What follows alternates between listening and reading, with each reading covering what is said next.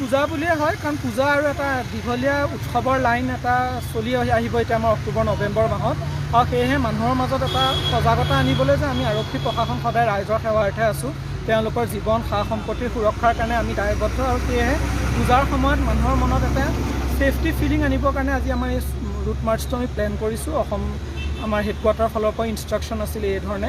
আৰু লগতে যিখিনি বেড এলিমেণ্টছ আছে তেওঁলোকৰ মনতো এটা আমি যাতে ভয়ৰ এটা সৃষ্টি কৰিব বিচাৰিছোঁ যে তেওঁলোকে যদি কিবা বেয়া কৰিম বুলি ভাবিছে তেওঁলোকে যাতে ইয়াতেই থমকি ৰয়। আৰু ছেকেণ্ডলি আৰু এটা কথা যে এটা ক'ভিডৰ ৰিলেটেড গাইডলাইন চৰকাৰে বান্ধি দিছে পূজাৰ সময়ত।